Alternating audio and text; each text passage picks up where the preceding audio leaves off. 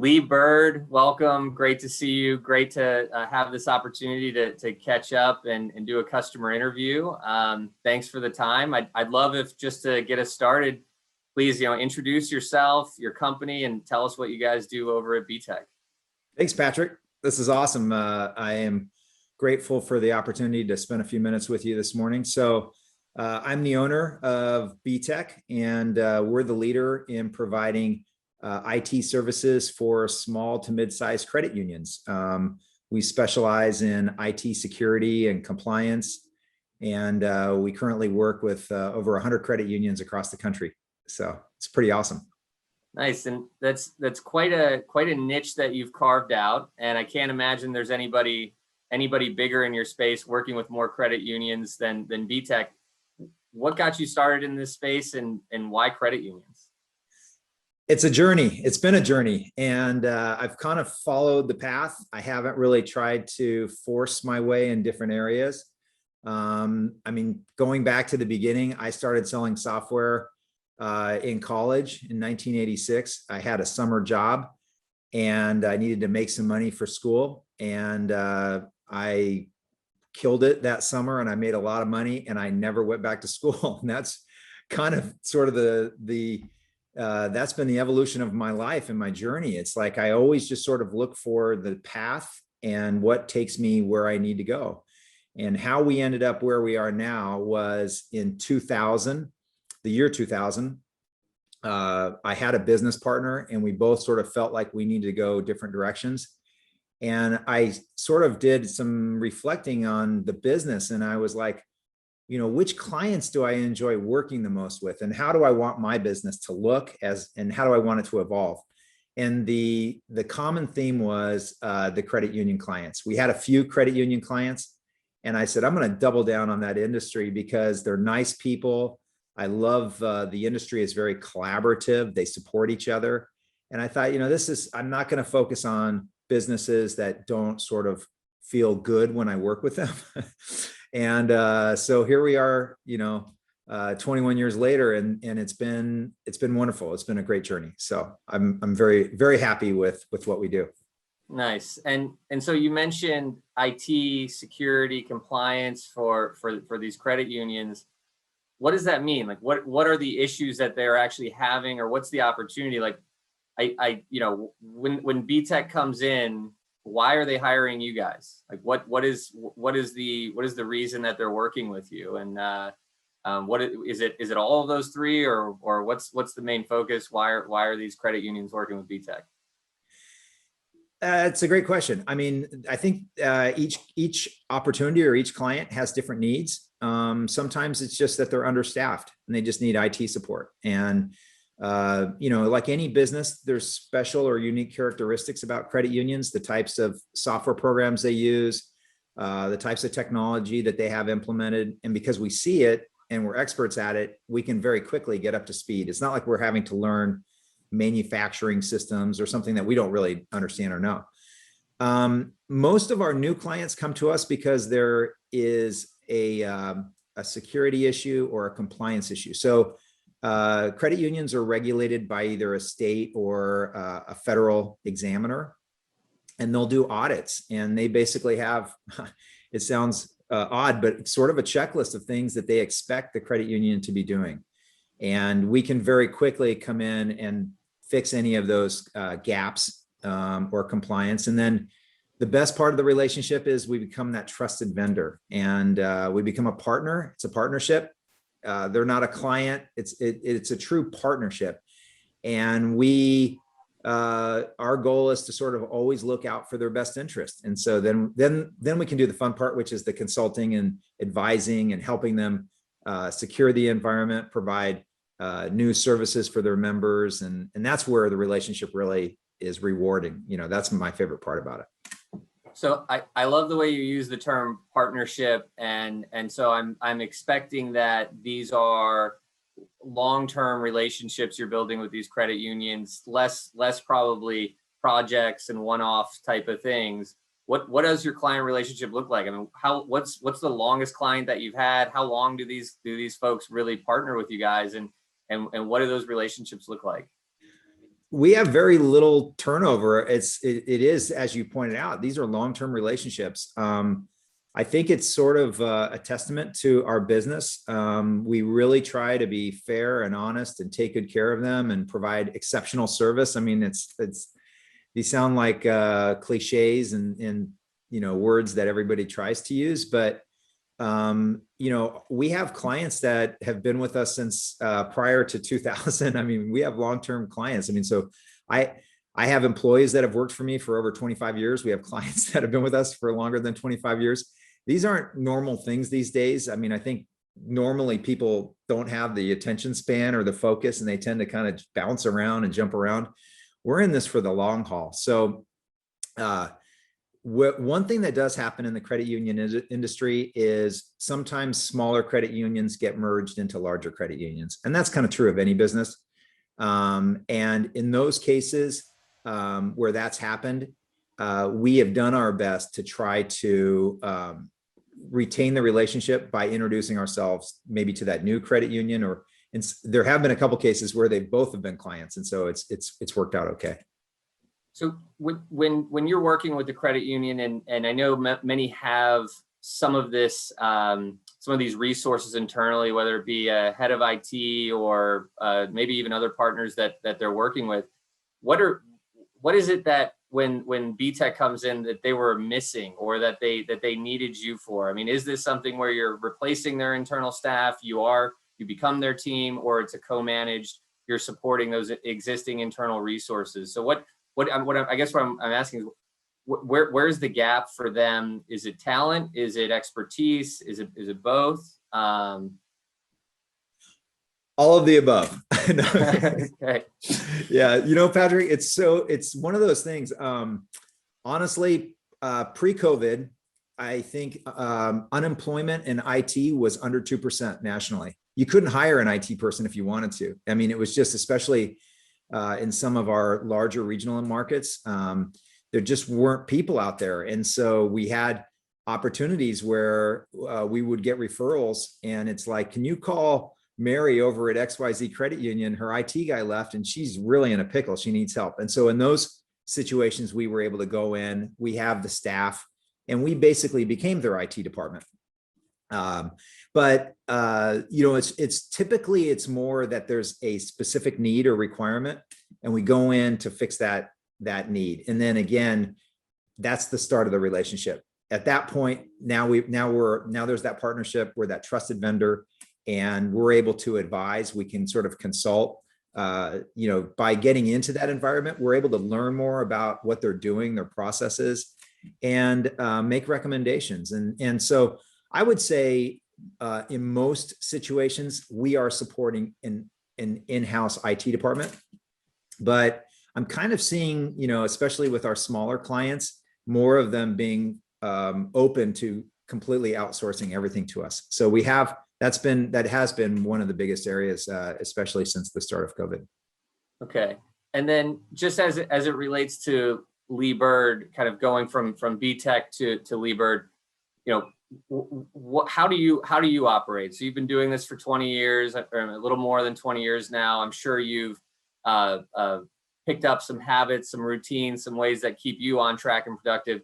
What are some of the tools in your toolkit that you use to stay on track and to make sure that Btech is reaching its goals, and that your clients are successful, and that the company, your company, is also successful and on track? I'm a grinder. I started my first business when I was 9 years old. What was that business? What were you doing at 9 years old? Lawn mowing business. Okay. I had 6 kids in the neighborhood, and all summer long we would mow lawns. We all bought professional lawnmowers. And then at the time I was living in Virginia, and then in the winter we would shovel snow. I mean, we had a crew. We were the motliest crew you've ever seen. But I love working. I always have. And I think that's, for me personally, that's what motivates me. It's what drives me. Being self-employed, I don't have a safety net. I've never really felt like oh, this job isn't working out, I'm gonna resign and move on. I've always been not afraid, but I've always had that feeling, that motivation, that desire to win. And then, I think probably personally for me, I love bike racing. So I'm a cyclist, and when I was younger, I raced bikes, and then the bicycle left my life for a little while.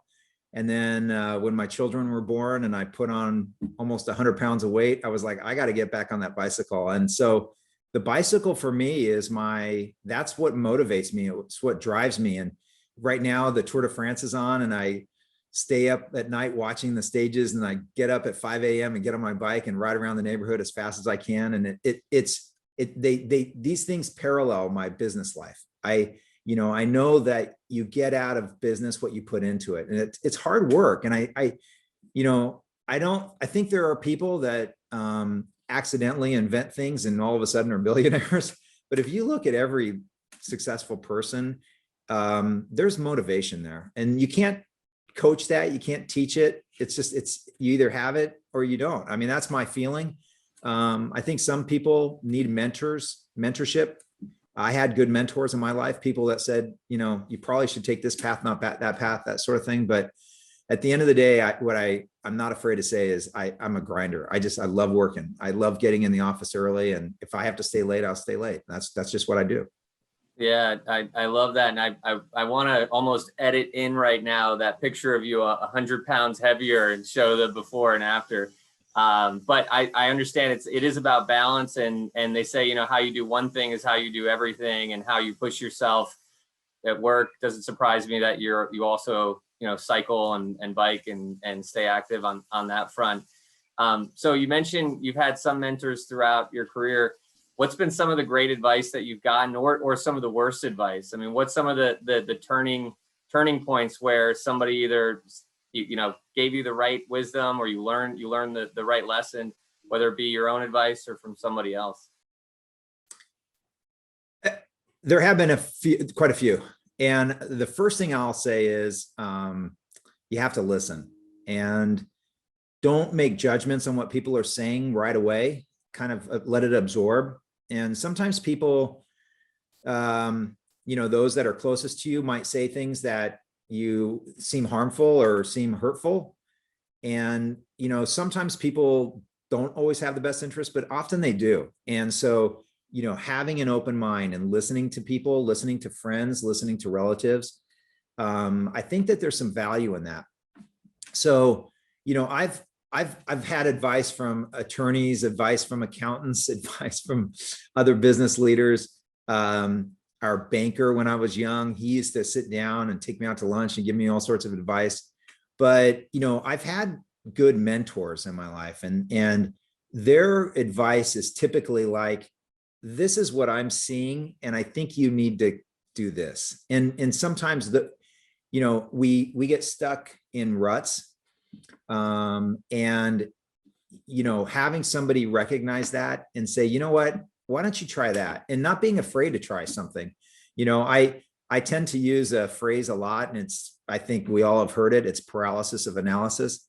My business and my personal life, I'm very flexible. I don't try to, if something isn't working, I don't just keep banging my head against the wall until it works. I pivot and I move on to something else. And whether it's my personal life or business life. So I think, often when I look back on my life and my business career, especially, there's probably 5 or 6 things that people have said to me, and I listened and I absorbed it. And in all cases, these were probably scary things to think about, but I did it, and looking back on it, it does feel good that, I wasn't afraid to at least try something. Yeah. I think sometimes I've been in that situation too, where you've got so much going on, so much on your mind, and you use the term a rut, but it's almost like you don't know what to do. You just feel it all. And then by soundboarding, by sharing it with someone else, even if it's just a conversation, I mean, even if they don't share the silver bullet, it gets you out of your head, past the thing, and can help you get your gears going, your momentum back. And yeah, it's great to have those people around you and those folks that you can talk to and build that network. So you said you had a banker that would take you guys to lunch. Is that still happening? Do bankers still do that today? You know what's funny is, so when I first started, I was pretty young. I got into software sales in 1986, so I was 20, and I started my business in 1989. So I had worked for that company for 3 years. So I was like 23 years old, and I remember this is pre-online banking and all that. Like you'd walk into the bank with your deposit, and I think that they were. This particular gentleman was older, and I think he probably saw something in us, me and my partner at the time, that he was like, okay, let's figure out who these guys are that opened this account and they're coming in with these checks. And we used to go over there. We used to take the deposits over every day, and it was kind of like our reward. Like we sort of enjoyed walking into the bank and standing in line and getting the receipt from the teller. And we built a relationship with the gentleman's name was Mike, and he I don't know that he ever gave us wonderful business advice or whatever, but it was sort of fun when the local banker would kind of signal you when he'd see you at the teller line, and you'd go into his office, and this is those days with the big leather chairs, and he had a 3-piece suit on and the whole thing, and it was fun to kind of learn from somebody like that. And again, he was a mentor. So we would listen to his advice, and just, my grandfather was a banker. And so maybe I recognized a little bit of that in him. And, but yeah, it was, looking now everything is, online, and there's really unfortunately, we don't really have much of a relationship with our banker. They're all corporations now, and they don't, a lot of that's gone. But I do remember those days fondly. That was the, I was a young businessman and I was trying to make it happen. So you just did those things. Yeah. And I feel like there's some nostalgia in that. And I even remember going into our community banks back in the day, and, people being super friendly, and it had a community feel. And I mean, I know that still exists in some places, in some pockets. And the first place I think is credit unions, because credit unions are the community bank, which, just to go back around to the credit unions for a second, you're at this point, you're the whale, right? You're the big fish in terms of like working with credit unions on IT security and compliance.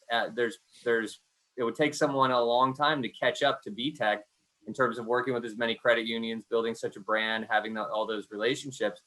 But if somebody were to start out today, if Lee Bird were to start again 2021 from zero, from scratch, what would your advice to yourself be, or to somebody else if they were to start today and working with credit unions and helping them solve these problems?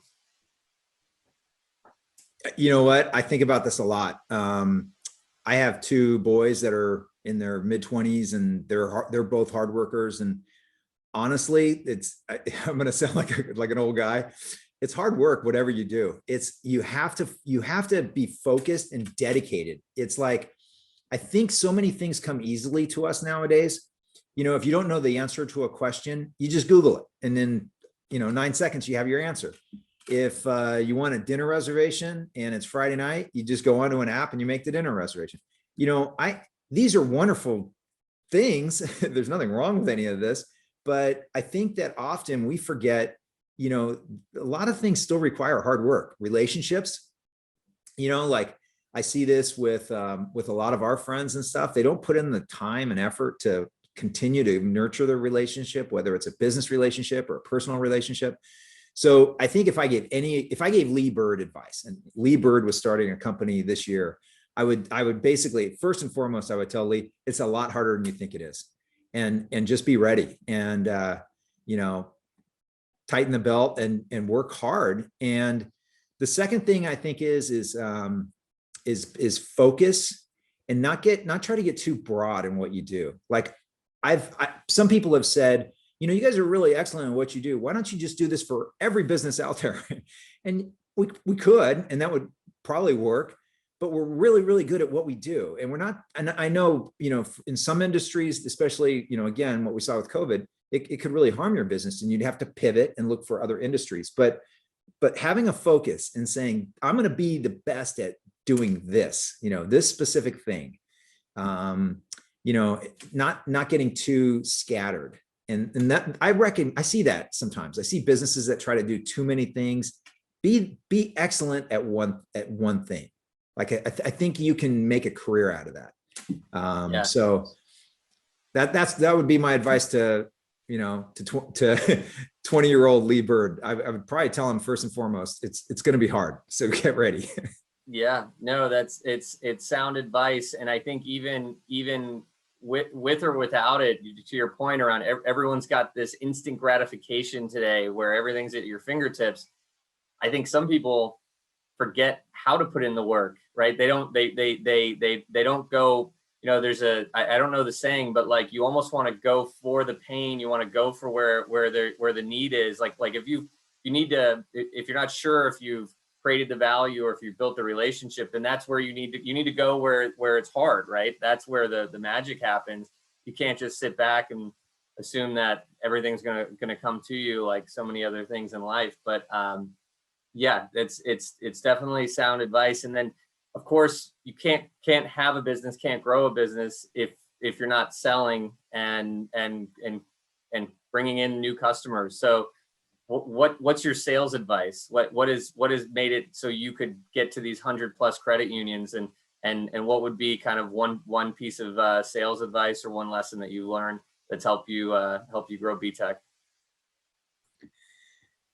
Responsiveness, communication. I get so frustrated with vendors that don't reply to emails, and I'm not saying in minutes or a couple days. There are people that just go dark. I'm like, how does that person stay in business? I will say one thing that we do exceptionally well, all of our employees here, is we're really, really good communicators. And that's all people want. Just let me know that you heard me, and respond to me and say, I'm working on this, and stay in communication.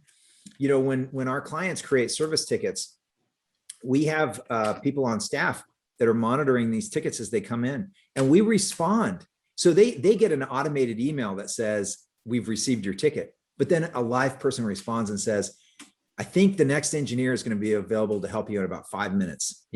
How's your day going? Like just stuff like that. That's all people want, is communication. So, I think that is such an incredible trait that I often see missing now. I think, and we have all the tools and technology. If you can't stay in touch with people, there's something wrong. So that's what I would say. Yeah, no, that's great advice for sales, customer relationships, all of it, right? And people just want to know that you heard them, that you're on it, that there's no excuse for hiding behind the computer. And I, even with my team and for myself personally, I'm like, pick up the phone, just give them a call, let them know that you're on it, ask the question on the phone, give them, people like it when you're in front of the issue, not hiding behind it or whatever the thing is. And probably tied for first would be honest, be fair. Like it's if people don't have a need, don't try to sell them. I get people that keep calling me and I'm like, I'm honest with you. I told you, that's not something I need, maybe check in with me next year. Maybe I will need it. But, honestly, it's, being honest and being fair and being trustworthy, it's your character, it's who you are. And, I do believe, especially in the industry I'm at, that there's a lot of communication about me that I don't know. And I'm hoping, and I believe it's mostly positive, but, it's true of any, your circle of friends, your community, your clients, your coworkers, all these people, they're probably talking about you. Like, who do you want to be? Do you want to be that guy that is kind of a jerk and doesn't, and is a cheater?